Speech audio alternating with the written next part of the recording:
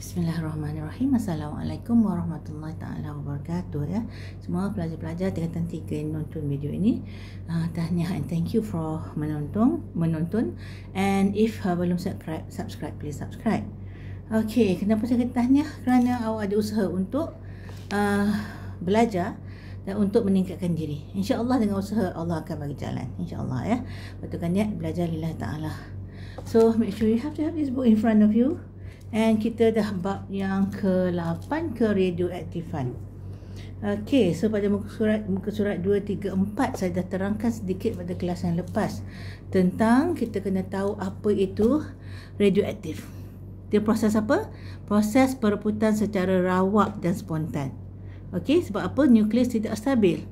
So semasa dia nak mereput tu, dia memancarkan senaran radioaktif yang dapati kita ada beberapa senaran. It can be alpha, beta and gamma.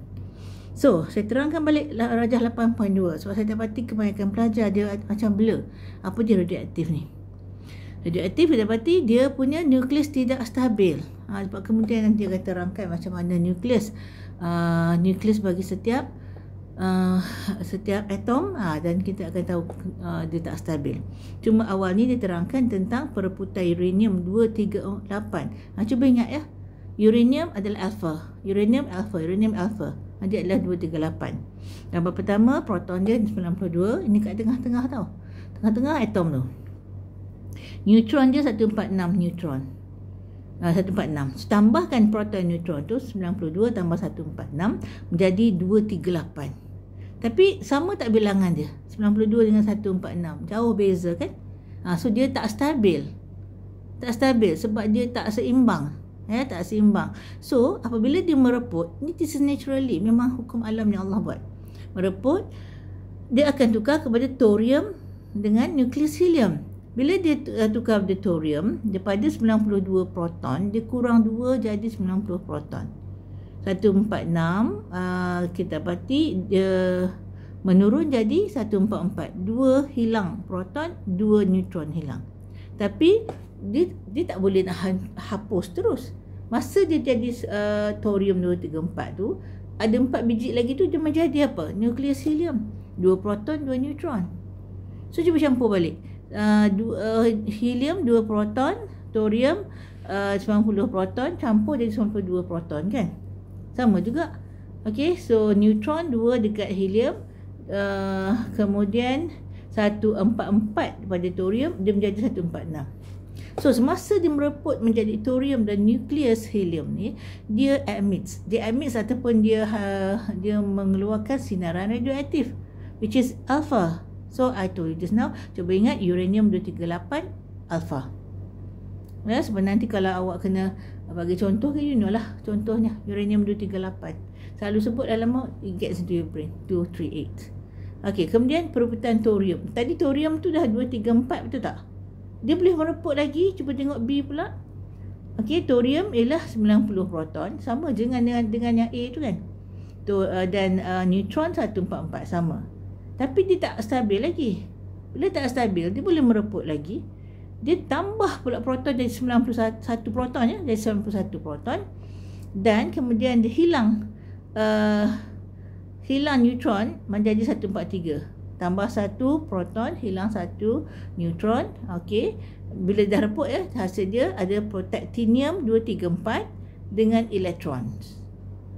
Okey, so yang electrons itulah yang menyebabkan dia jadi stabil, dia jadi balik 90 dan 144 thorium. Okey, so electrons ni adalah zarah beta. Ya, tadi helium tadi zarah alpha, sekarang ni zarah beta. Okey, so itu perebutan thorium 234. Aku nak ingat beta, ingat thorium 20 thorium beta. Uranium alpha. Okey, thorium beta. Kalau uranium tadi 238, thorium 234. Okey, so kemudian cuba tengok balik masih thorium tadi, thorium masih kepada protactinium. Kalau kita tambahkan thorium 90 tambah 144, kita akan dapat 234. Protactinium, okey, 91 144 ialah 234 4 juga. Tapi bezanya sebab dia emits juga electrons. That's why zarah beta. Tadi di emits 2 different helium dengan thorium. So zarah alpha. Sekarang zarah beta. Okey, kita lihat pula bahan lain, iaitu perutan kobalt 60. Kobalt 60, mula-mula dia punya kobalt 60 27 proton tambah 33 neutron jadi 60 kan. Okey, so bila dia punya nukleus ialah 60 kobalt ni, dia tak stabil. Bila tak stabil, dia akan mereput, dia akan menjadi kobalt 60 juga. Tengok sama tak? Sama kan? 27 proton, kobalt 60, 33 neutron, 33 neutron. Tapi bezanya tentang kobalt 60 ni, masa mereput dia emit apa? Gamma rays, sinar gamma. So kena ingat kobalt gamma, kobalt gamma. Lama ingatlah kobalt 60 ya. Okey, so jadi kobalt dia akan jadi kobalt nukleus kobalt yang lebih stabil bila kobalt 60 bila dia emits ataupun dia bebaskan sinar gamma. So pereputan radioaktif ialah proses rawak dan spontan. So, dah tentukan oleh Allah ya, bukan kita yang buat. Iaitu nukleus yang tidak stabil. Okey, dia boleh tak stabil je, dia memancarkan sinaran radioaktif sehingga nukleus tersebut menjadi lebih stabil. Contoh unsur radioaktif yang mempunyai nukleus yang tidak stabil yang mereput secara spontan dengan memancarkan sinaran radioaktif adalah seperti yang berikut. Selain kita ada uranium 238 tadi, kita ada thorium 234, kita ada kobalt 60, yang lain kita ada karbon 14. Karbon carang tu, ini karbon, tapi dia 14, C14. Dia lain sikit lah dia karbon yang biasa tu. Yang biasa tu bukannya radioaktif. Okey, kemudian ada radon 222. Okey, so biasa kan dengar karbon 14, radon 222. Sebab kadang-kadang menyebabkan bila nak awak boleh recall sebab dia lain. Thorium 234 tadi dah ada ke atas. Thorium 234, uranium 238. So ada 4 je. Cuba tengok dalam 4 ni, mana tadi yang alpha, uranium. Mana tadi yang beta, thorium. Mana yang gamma, karbon 14. Radon tak nyatakan kat sini. So tak payah nak hafal banyak-banyak. Okey, so kita akan dapati unit keradioaktifan. Kalau kita lihat panjang kilometer, meter. Kilometer tu kau besar lah kan bacaan dia. Berat gram. Kalau SI kilogram lah kan. Dan suhu Celsius. Jadi radioaktif ni pun dia ada unit dia sendiri. So nak ukur dia, unit pengukuran bagi keradioaktifan yang pertama dikenalkan ialah Curie. Ingat tak siapa yang suami isteri yang buat yang banyak buat kajian tentang radioaktif sampai akhirnya isteri ni kena kanser dan meninggal tu?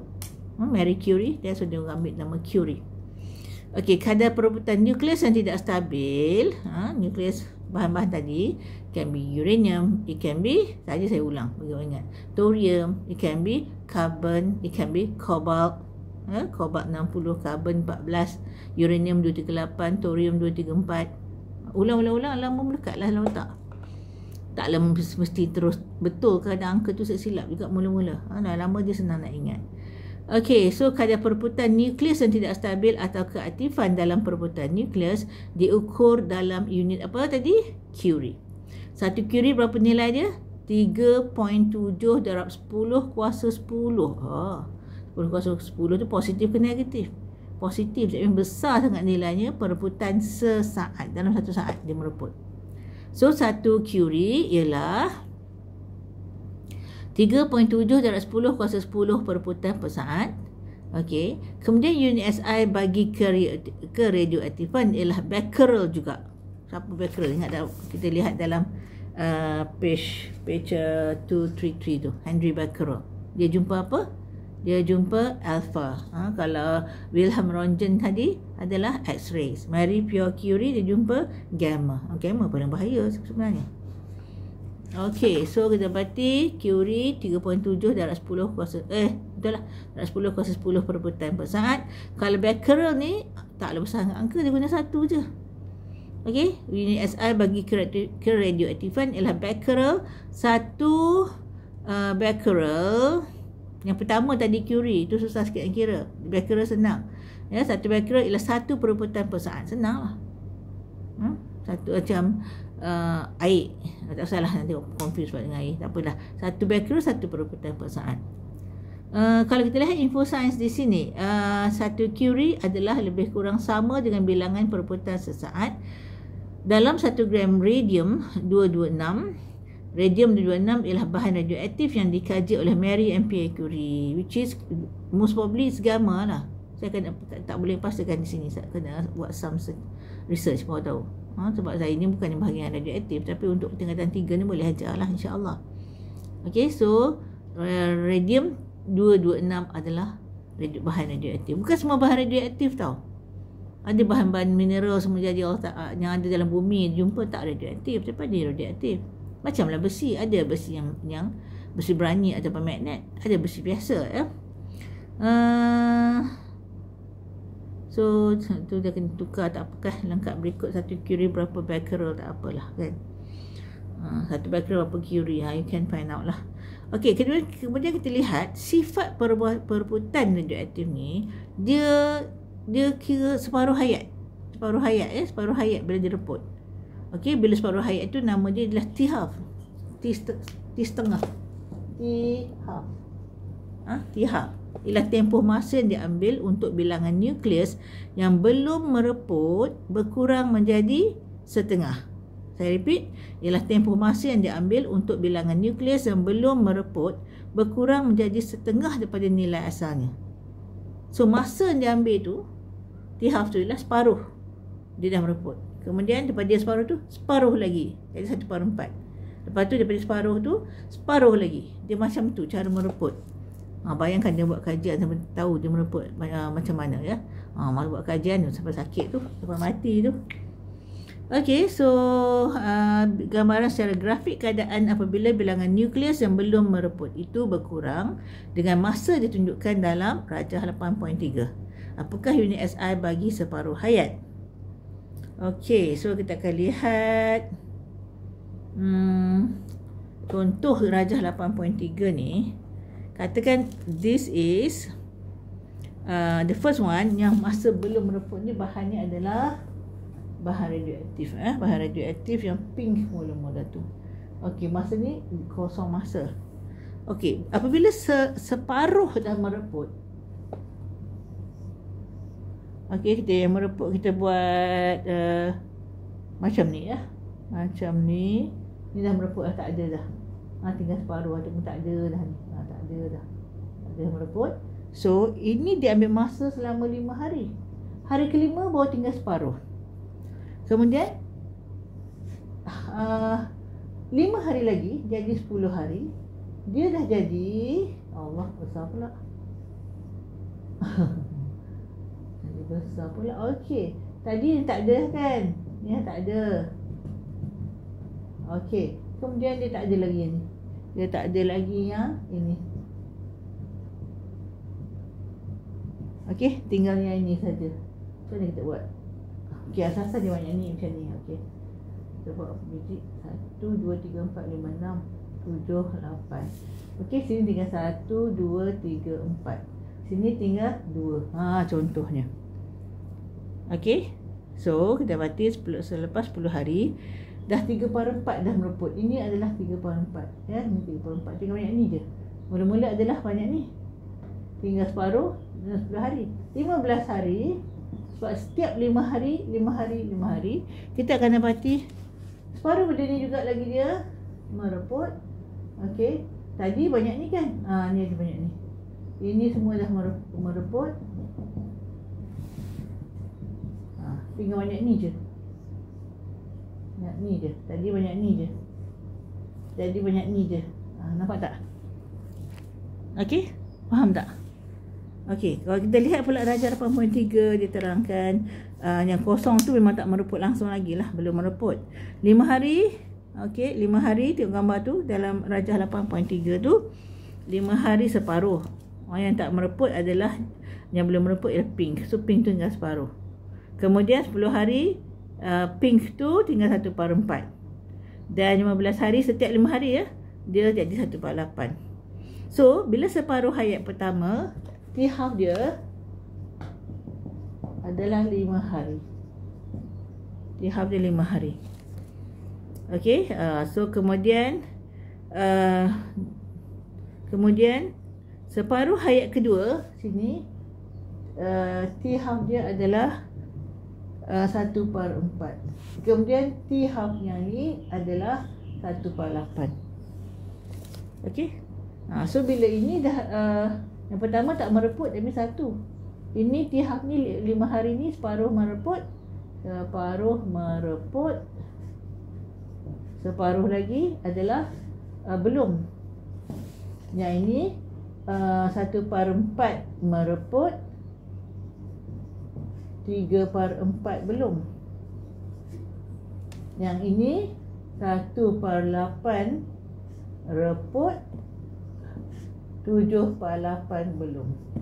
See? Faham tak? Contoh satu, kita nak faham pengiraan protactinium. Kita tengok protactinium tadi kat mana? Dekat B, muka surat 234. Rajah 8.2 dekat B, protactinium ya. 234, PA 234 mereput menjadi uranium 234. Bila dia mereput menjadi uranium 234 ya. Uranium 234. Uranium 234. Kita ada thorium 234 tadi, ni uranium 234. Ni semua bahan radioaktif ni. Dengan separuh hayat ya, dia mereput menjadi uranium 234 dengan separuh hayat. T-half dia 5.2 jam. Hitungkan protactinium, PA protactinium 234 selepas 20.8 jam dengan jisim asalnya 80 gram. Okey. So kita dapati dia 5.2 jam. Protactinium.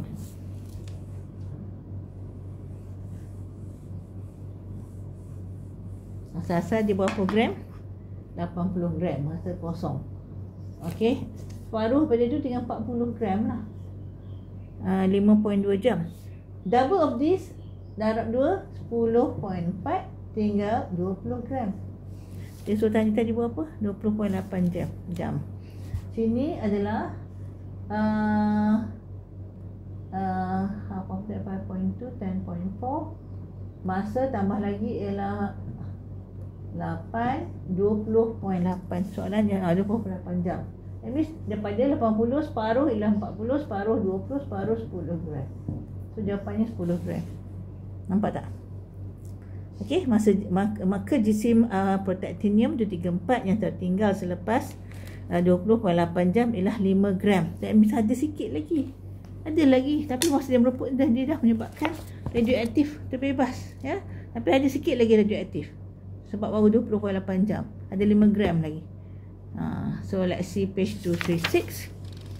Contoh 2. Kalau tengok graf pula, graf keaktifan melawan masa bagi bahan radioaktif P adalah seperti yang ditunjukkan dalam rajah 8.4.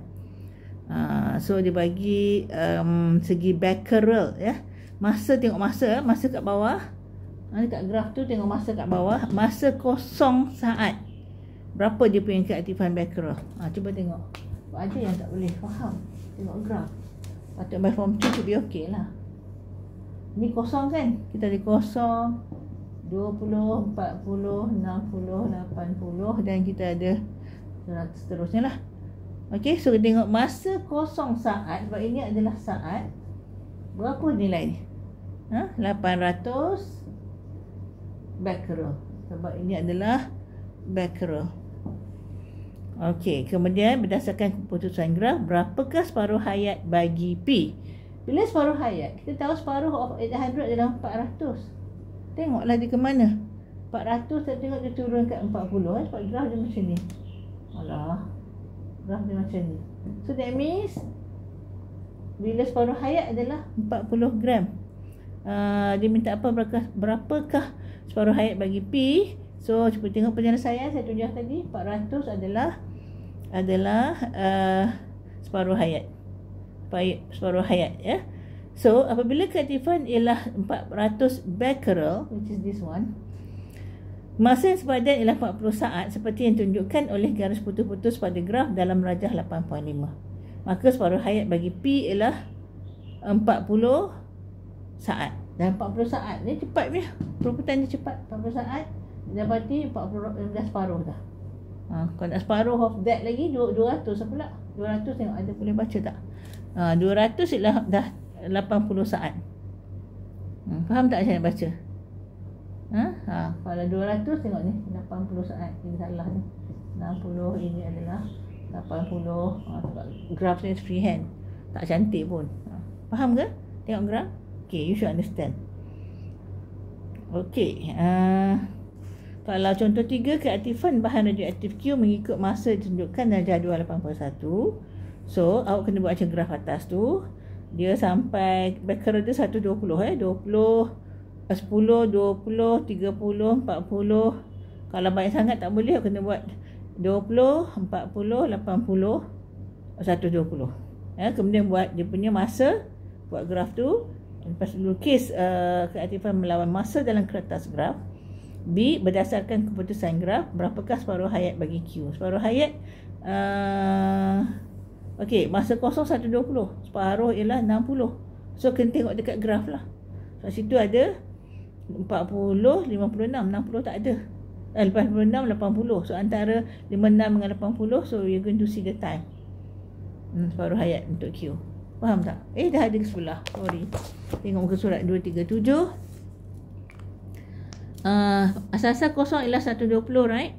Kat sini 120, yang dalam rajah 8.6. Bila separuh ialah 60. Tengok 60 ke mana dia pergi? Iaitu 5, 6, 7, 8 8 ke 9? 60 becquerel kan? 60 becquerel saya baca adalah 5, 6, 7, 8 8 dia bagi 9. Separuh hayat ialah 8 minit, bukan 9 minit tu. Kalau 9 minit, satu lagi kotak kecil sebelum 10. Is 8 minit, bukan 9 minit. Buku pun silap di situ. 8 ya. Okey, dia suka buat aktiviti berkumpulan. Kau Raja yang buat. Okey, praktis formatif 8.1. Nyatakan tokoh yang pertama menemukan X-ray. Siapa? Sinar X apa? Wilhelm Röntgen. Okay, sinaran radioaktif. Sinar radioaktif, sinar gamma dikeluarkan oleh radium. Gamma tadi siapa? Marie Curie. Radioaktif adalah siapa tadi? Becquerel ya, sinar radioaktif. Kan? Becquerel. Ya, okey. Kemudian apakah masuk ke radioaktifan? Dah sebutlah tadi. Perebutan secara rawat dan spontan. Nukleus yang tidak stabil. Ya, dengan memancarkan sinaran radioaktif. Okey, it can be alpha, gamma and beta. Nama dua unit keradioaktifan, Curie nombor 1, nombor 2 adalah Becquerel. B, apakah kuantiti yang diukur dalam unit keradioaktifan? Kita dapati dia per saat. Apa dia kata tadi adalah keaktifan dalam perebutan ya. So dia adalah mana per saat tadi? Perebutan per saat ya. Itu yang disukat.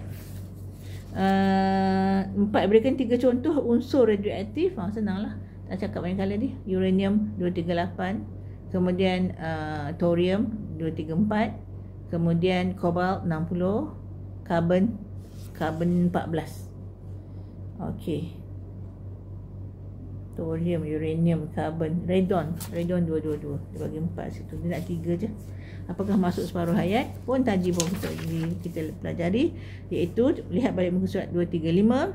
Separuh hayat ialah tempoh masa yang diambil. Tempoh masa yang diambil untuk bilangan nukleus yang belum mereput lagi.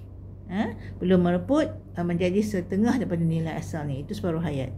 Kalau 800 gram, separuh hayat dia 400. Kalau 600 gram, separuh hayat dia 300 gram.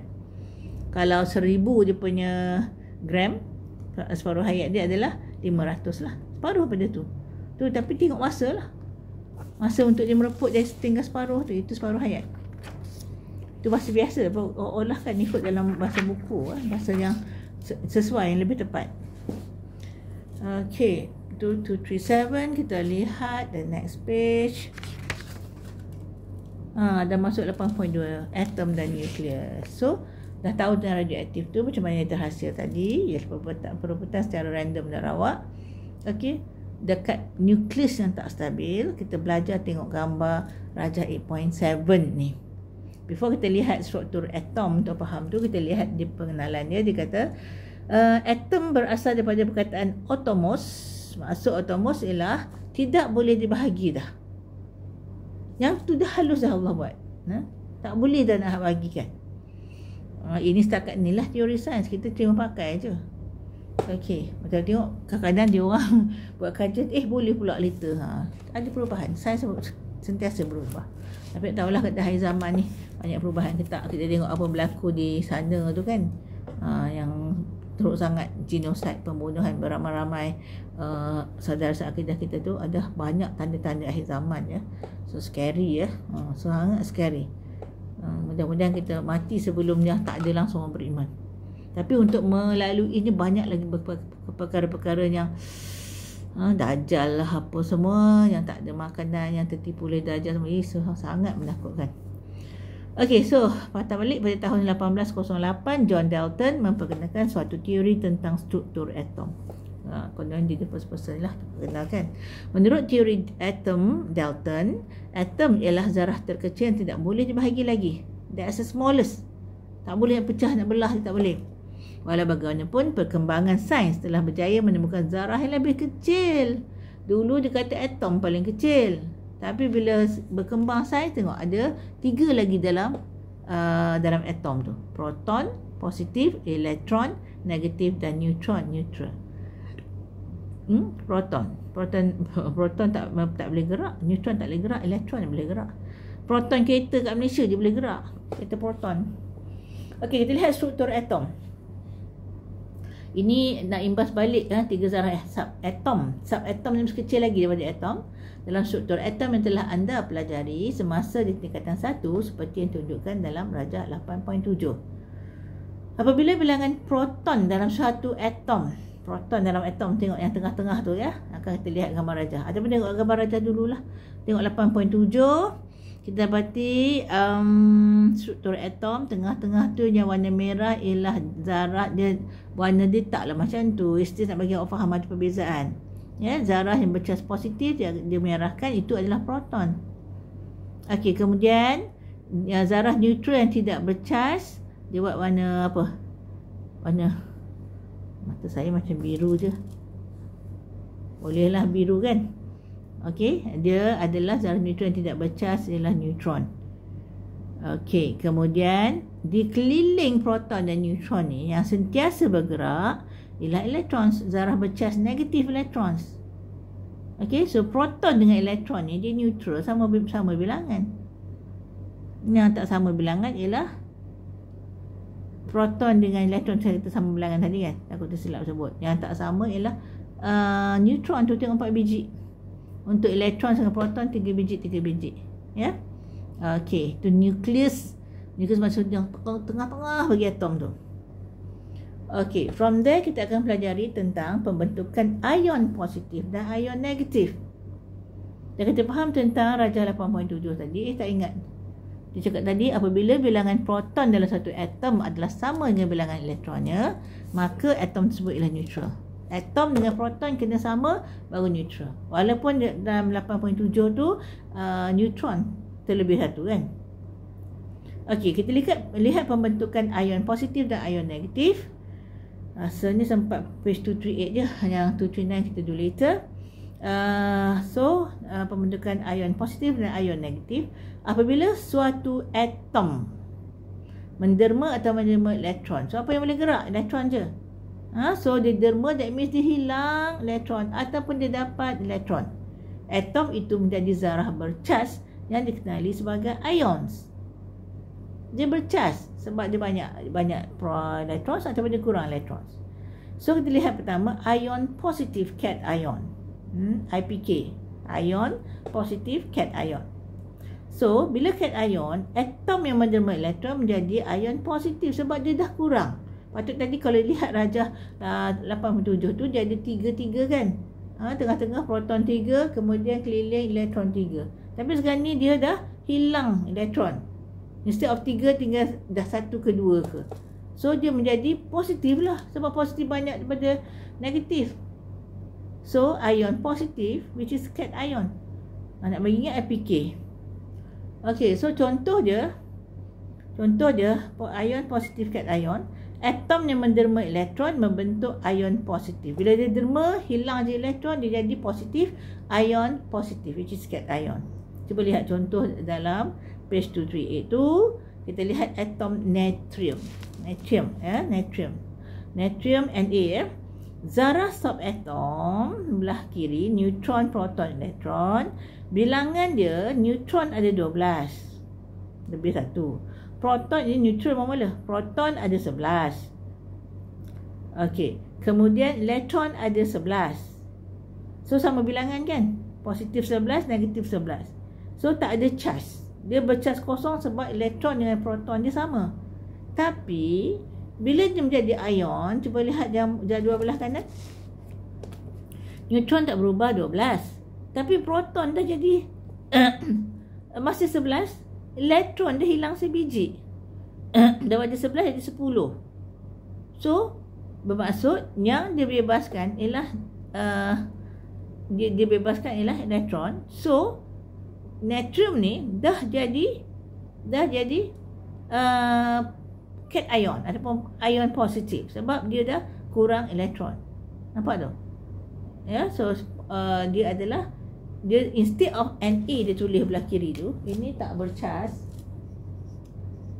Kalau Na dia letakkan positif situ, ini bercharge positif, ion positif ataupun cation ion. Dia positif sebab dia hilang satu elektron. Okey, fahamkan tu page 238 tu dulu. Nanti kita sambung tentang ion negatif pula. Kemudian kita akan lihat page 239 untuk tengok macam mana nak kira ke ada pengiraan ke. Supaya kita tengok tu faham ke tak. Ya, so ion negatif and ion. Kalau tadi IPK ion positif cation ion, INA ion negatif and ion. Nak bagi ingat lah. Okay, so I got to stop there first. Thank you for watching and sikit lagi nak habis. Tak apa, saya habiskan dulu yang ion negatif, kemudian practice formative 8.2 cuba buat dulu. Okay, then the next class, okay, kita cuba bincangkan. Tak boleh bincang lah, ini bukan dalam kelas. Saya cuba terangkan. Kalau mungkin ada yang tak faham, ada yang faham kan. Okay, saya habiskan dulu ion negatif, anion, atom yang menerima elektron pula. Tadi dia hilang macam natrium tadi dia hilang elektron sikit, jadi ion positif which is cation ion. Sekarang ni anion, dia dapat elektron. So membentuk ion negatif which is anion. Lihat jadual 8.3. Dia bagi contoh atom bagi chlorine Cl. Okey, cuba lihat mula-mula belah kiri tu masa dia tak bercharge. Neutron tak belum ion tak bercharge ya. Neutron dia 18. Neutron dia memang lebih satu kan.